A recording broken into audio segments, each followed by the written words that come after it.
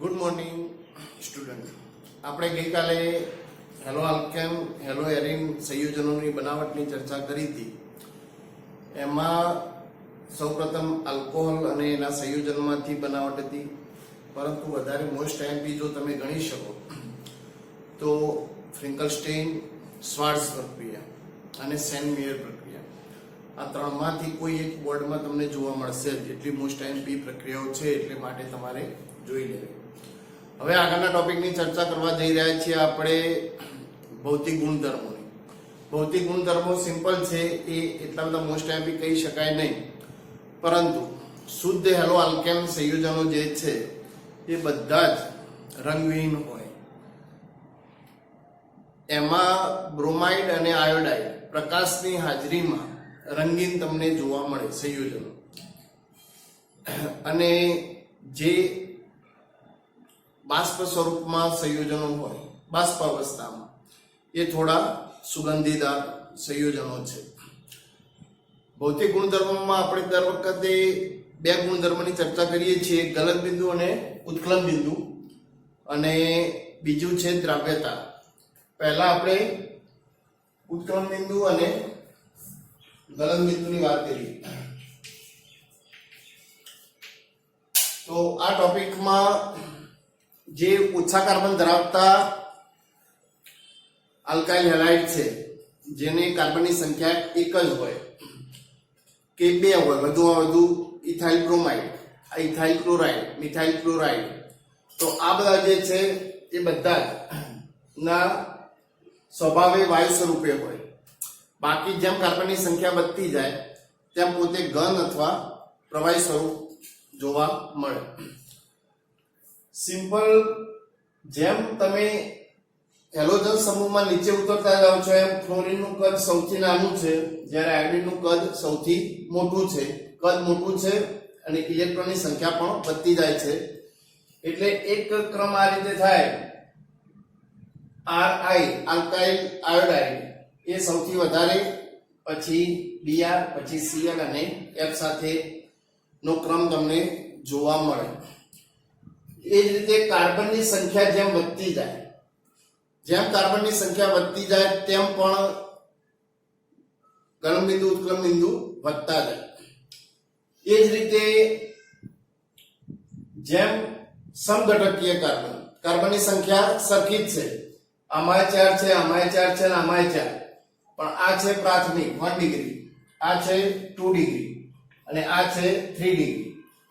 તો આ સીધા જ નોર્મલ અણુ ગોઠવાયેલા છે. આ દ્વિતીયક છે અને આ તૃતીયક છે. તો જેમ શાખા વધતી જશે તેમ અણુ એકબીજાથી દૂર ગોઠવાતું જશે અને આંતરાણવીય આકર્ષણ બળ ઓછું લાગે એટલે અણુની સંપર્ક સપાટી ઘટતી જાય, એટલે ગલન બિંદુ ઉત્ક્લન બિંદુ ઘટતા જશે. એટલે 1 ડિગ્રીના ઉત્ક્લન બિંદુ સૌથી વધારે થશે, પછી 2 ડિગ્રી અને પછી 3 ડિગ્રી. એના પછી છે કે હેલો આલ્કેન અને હેલો એરિન સંયોજનોમાં બેન્ઝીન, હેલો ડાય બેન્ઝીન સાથેના સમઘટકો આપેલા છે. આપણે ઓર્થોક્લોરો બેન્ઝીન, મેટાક્લોરો બેન્ઝીન અને પેરા ડાયક્લોરો બેન્ઝીન, આ પ્રમાણે ત્રણ સમઘટકોના ઉત્ક્લન બિંદુ ગલન બિંદુ સરખા જેવા જ હોય, પરંતુ અહીં ઓર્થો અને મેટાના થોડા ઓછા છે, એના કરતા પેરા જે સ્થાનમાં છે એના થોડા વધારે છે. એનું કારણ મુખ્ય એક જ છે કે એની ગોઠવણી, પેરાની જે ગોઠવણી, સ્ફટિક ગોઠવણી થાય છે, એના લીધે આ બંને કરતા આ સમઘટકનું ગલન બિંદુ વધુ છે. બીજો ગુણધર્મ છે ઘનતા. તો ઘનતાની અંદર પાણી કરતા હેલાઇડ સંયોજનો થોડા ભારે છે. જેમ કાર્બનની સંખ્યા અને હેલોજન પરમાણુની સંખ્યા વધતી જાય તેમ તેની ઘનતા વધતી જતી તમને જોવા મળશે. એ જ પ્રમાણે આપણે એક બીજો ગુણધર્મ જોવાનો હતો, દ્રાવ્યતા. દ્રાવ્યતામાં બી પાણીમાં ખૂબ જ ઓછા દ્રાવ્ય છે, કારણ કે પાણીમાં દ્રાવ્ય અતિ અલ્પ પ્રમાણમાં જોવા મળે છે. એનું મુખ્ય કારણ છે કે પાણીના અણુઓ વચ્ચેનો જે H બંધ છે એને તોડવા માટે ઉર્જાની જરૂર પડશે, અને આલ્કાઇલ હેલાઇડ અણુઓ જે છે એ પણ ધ્રુવીય છે, એટલે આલ્કાઇલ હેલાઇડ અને પાણીના અણુઓ વચ્ચેના જે H બંધને તોડીને નવો બંધ રચાય એ પણ બંને સરખા જેવી જ ઉર્જા ધરાવે છે, પરંતુ જે શરૂઆતમાં પાણી વચ્ચે H બંધ હતો એના કરતાં કંઈક ઓછો હાઇડ્રોજન બંધની તીવ્રતા જોવા મળે છે. તો આગળની પ્રક્રિયા છે હેલો આલ્કેન સંયોજનોની પ્રક્રિયાઓ આપેલી છે. એમાં મુખ્ય 3 છે: કેન્દ્રાનુરાગી વિસ્થાપન પ્રક્રિયાઓ, વિલોપન પ્રક્રિયાઓ અને ધાતુ સાથેની પ્રક્રિયાઓ. આ 3 પ્રક્રિયા વિશેનો અભ્યાસ કરવાનો છે, પણ એમાં બહુ મોસ્ટ એમપી કેન્દ્રાનુરાગી વિસ્થાપન પ્રક્રિયાઓ. એમાં 2 અલગ અલગ ક્રિયાવિધિ આપેલી છે. કેન્દ્રાનુરાગી વિસ્થાપન પ્રક્રિયામાં એક SN1 પ્રકારે થાય અને એક SN2 પ્રકારે થશે. પરંતુ તમારે પહેલા એ સમજવાનું છે કે કેન્દ્રાનુરાગી વિસ્થાપન પ્રક્રિયા કોને કહેવાય. તો તમે 11th માં ભણી ગયા હતા કે કેન્દ્રાનુરાગી વિસ્થાપન પ્રક્રિયામાં કેન્દ્રાનુરાગી આયન જેની પાસે ધનિક ઇલેક્ટ્રોન હોય, વધારાના ઇલેક્ટ્રોનનું દાન કરી શકે, એને આપણે કેન્દ્રાનુરાગી આયન કહેતા હતા. બીજો એક શબ્દ એવો હતો કે ઇલેક્ટ્રોન અનુરાગી આયન, કે જેની પાસે ધન વિસ્ભારયુક્ત આયનો આકર્ષે. અહીં કેન્દ્ર ધન હોય એટલે એની પાસે ઇલેક્ટ્રોન વધુ છે, માટે આપણે એને કેન્દ્રાનુરાગી વિસ્થાપન પ્રક્રિયા તરીકે ઓળખીશું. એમાં કેન્દ્રાનુરાગી પ્રક્રિયા તરીકે લિસ્ટમાં તમે જુઓ તો OH- H2O, RO-, I-, NH3, R-NH3, cyanide, AgCN, ONO, R-COO.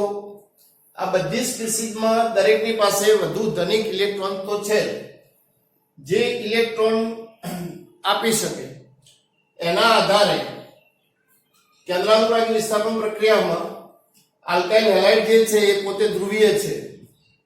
X ની ઉપર માઇનસ વીજભાર થાય, કારણ કે એની વિદ્યુત ઋણતા વધુ છે, R ઉપર પ્લસ વીજભાર.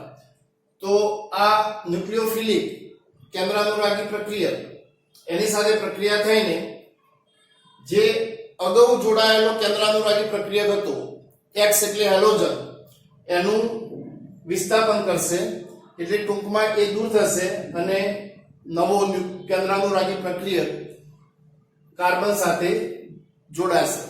આ રીતનું જે વિસ્થાપન થાય પરમાણુ, એને આપણે કેન્દ્રાનુરાગી વિસ્થાપન પ્રક્રિયા કહીએ છીએ. તો કેન્દ્રાનુરાગી વિસ્થાપન પ્રક્રિયાઓમાં 2 પ્રકાર છે. એમાં આપણે નંબર 1 જોવાનો છે, SN2 પ્રકારે કઈ રીતે પ્રક્રિયા થાય.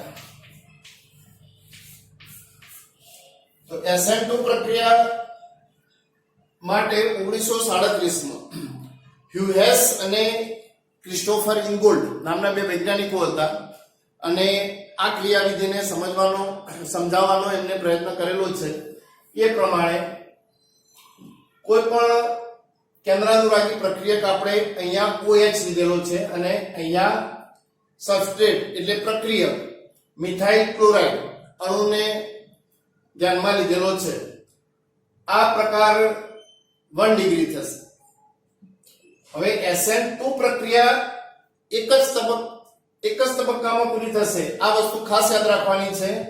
અને અહીંયા 2 ઘાત જે તમને જોવા મળે છે એ તમારે ચેપ્ટર નંબર 4 માં તમે પ્રક્રિયા ક્રમ વિશે ટોપિક આવશે એટલે વધુ સમજી શકશો. પરંતુ અહીંયા પ્રક્રિયાનો વેગ એ સબસ્ટ્રેટ એટલે પ્રક્રિયક અને કેન્દ્રાનુરાગી પ્રક્રિયક આ બંનેની એક સાંદ્રતાના ઘાતના સમપ્રમાણમાં આગળ વધે છે. એટલે ઘાત 1 + 1 એટલે પ્રક્રિયા ક્રમ કેટલો થશે? 2.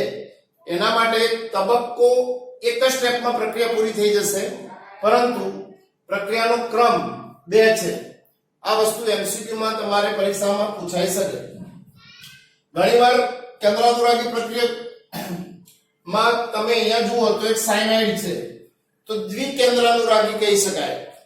ઉભયગુણી મીન્સ કે કાર્બન સાથે બી જોડાઈ શકે તો સાયનાઇડ બોલાય, નાઇટ્રોજન થી કાર્બન સાથે જોડાય તો એને આપણે આઇસોસાયનાઇડ તરીકે ઓળખીએ છીએ. એ જ પ્રમાણે અહીંયા તમે જોશો તો ONO માં ઓક્સિજન સાથે જોઈન્ટ થશે કાર્બન, તો આપણે એને નાઇટ્રાઇટ કહીએ છીએ. અને જો નાઇટ્રોજન સાથે કાર્બન સાથે જોઈન્ટ થશે તો આપણે એને નાઇટ્રો તરીકે ઓળખીએ છીએ. ટૂંકમાં ઘણા કેન્દ્રાનુરાગી પ્રક્રિયકો એવા બી છે કે બે અલગ અલગ પરમાણુથી જોડાઈ શકે, જેના લીધે આપણે ઉભયગુણી કેન્દ્રાનુરાગી પ્રક્રિયક તરીકે બી ધ્યાનમાં લઈ શકાય. પરંતુ અહીંયા આપણે OH- કેન્દ્રાનુરાગી પ્રક્રિયક લીધેલો છે, જેને આપણે શોર્ટમાં NU કહીએ છીએ. અને સબસ્ટ્રેટ એટલે મિથાઇલ ક્લોરાઇડ, એને આપણે ત્યાસ કહીએ છીએ. હવે આમાં શું થશે? મિથાઇલ ક્લોરાઇડમાં કાર્બન સાથે 4 પરમાણુ જોડાયેલા છે, એટલે sp3 સંકરણ છે.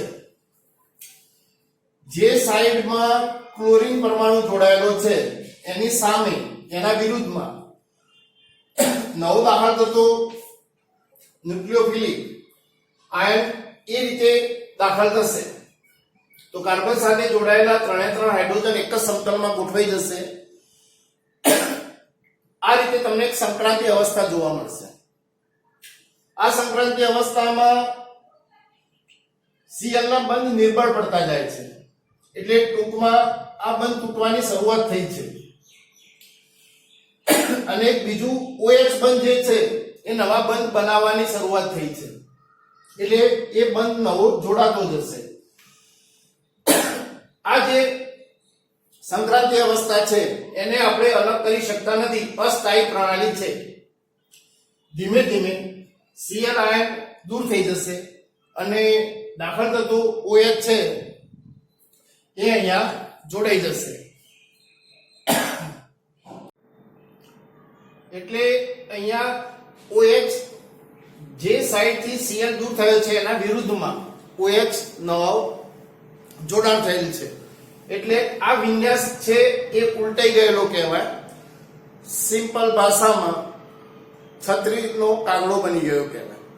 છત્રીના કાગડામાં છત્રીનું જે કાપડ છે ટોટલ ઊંધું થઈ જશે. એ પ્રકારે અહીંયા Cl દૂર થયો અને નવો OH એના વિરુદ્ધ દિશામાંથી જોડાશે, એટલે તમને જે નવો વિન્યાસ મળશે એને શબ્દમાં વ્યુત્ક્રમણ થયું એવું કહેવાય. બીજા શબ્દમાં આપણે એને ઇન્વર્ઝન કહીએ છીએ. તો આ રીતે નવો OH દાખલ થયો અને સૌ પ્રથમ આગળથી જોડાયેલો Cl એ દૂર થયો. આ બધું જ ઘટનાક્રમ એક જ સ્ટેપમાં થાય છે. પ્રક્રિયા એક જ સ્ટેપમાં પૂરી થઈ, પરંતુ OH અને Cl બંનેની સાંદ્રતા ઉપર આધાર રાખે છે, માટે આપણે એને SN2 તરીકે ઓળખીએ છીએ. હવે અહીંયા બીજી એક વાતમાં, અહીંયા આપણે મિથાઇલ ક્લોરાઇડ એક પ્રાથમિક હેલાઇડ લીધેલો છે. એનો મતલબ એવો થશે કે અહીંયા 3 હાઇડ્રોજન જોડાયેલા છે, તો અહીંયા અવકાશી અવરોધ ઘણો ઓછો હશે. જ્યારે દ્વિતીયકમાં અવકાશી અવરોધ વધતો જશે, જ્યારે તૃતીયકમાં અવકાશી અવરોધ એનાથી વધારે વધતો જશે. એના લીધે પ્રતિક્રિયાત્મકતાની બાબતમાં તમે જોશો તો SN2 પ્રક્રિયા પ્રાથમિક હેલાઇડ બહુ સારી અને ઝડપી રીતે આપે છે. તો આ MCQ માં ઘણીવાર વારંવાર પૂછાઈ ગયેલો MCQ છે, એટલા માટે ખાસ યાદ રાખવાનું છે કે SN2 પ્રક્રિયા પ્રાથમિક હેલાઇડમાં સરળતાથી અને સારી રીતે થશે, જ્યારે તૃતીયક હેલાઇડમાં થોડી મુશ્કેલથી થાય છે. બીજો એક શબ્દ છે વ્યુત્ક્રમણ. વિન્યાસનો ટોપિક તમે આના પછીના ટોપિકમાં અભ્યાસ કરશો, એના માટે તમારે થોડું સમજવું જરૂરી છે. એટલા માટે એટલે અહીંયા જે શરૂઆતમાં વિન્યાસ હતો એ ટોટલ ઉલટાઈ જાય છે, કારણ કે દાખલ થતો જે સમૂહ છે OH અને દૂર થતો જે સમૂહ Cl છે એ બંનેની આખી સ્થિતિ ઉલટાઈ ગયેલી જોવા મળે છે, માટે આપણે તેને વ્યુત્ક્રમણ થયું એ રીતે કહી શકીએ. આપણે SN2 ક્રિયાવિધિ જોઈ એ પ્રમાણે જે બીજી ક્રિયાવિધિ છે SN1. SN1 માં ટોટલ પ્રક્રિયા 2 તબક્કામાં થાય છે. આ વસ્તુ યાદ રાખવાનું જ્યારે SN2 હતી એ એક જ તબક્કામાં પૂરી થતી હતી. અહીં પ્રક્રિયાનો વેગ ફક્ત પ્રક્રિયકની સાંદ્રતા ઉપર આધાર રાખે છે, માટે પ્રક્રિયા ક્રમ એક થશે. માટે આપણે એને SN1 તરીકે ઓળખીએ છીએ. SN1 માં તૃતીયક બ્યુટાઇલ બ્રોમાઇડ આપણે અણુ લીધેલો છે પ્રક્રિયક તરીકે, અને કેન્દ્રાનુરાગી પ્રક્રિયક OH માઇનસ સાથે પ્રક્રિયા કરો તો બે સ્ટેપમાં પ્રક્રિયા થઈને તૃતીયક બ્યુટાઇલ આલ્કોહોલ નિપજ મળશે અને Br છૂટો પડશે. પણ આ રીતની ક્રિયાવિધિ બે સ્ટેપમાં કઈ રીતે પૂરી થાય છે જોઈએ. તો અહીંયા જે પ્રોટીક દ્રાવકો છે, દાખલા તરીકે પાણી, આલ્કોહોલ, એસિડિક એસિડ, એની હાજરીમાં સૌપ્રથમ કાર્બન અને Br વચ્ચેનો બંધ તૂટશે. આ પ્રથમ તબક્કો છે. અને કાર્બોકેટાયન તમને મળશે અને Br છૂટો થશે. અહીં એક જ પહેલા સ્ટેપમાં કામ થાય છે એ તબક્કો ધીમો તબક્કો છે. તો પ્રોટીક દ્રાવકની હાજરીમાં કાર્બન અને Br વચ્ચે જે ધ્રુવીય બંધ હશે એ ધીમે ધીમે તૂટીને કાર્બોકેટાયન મળશે અને Br છૂટો થશે. આ એક ધીમા તબક્કા રીતે આ પ્રક્રિયા પૂર્ણ થતી જોવા મળશે.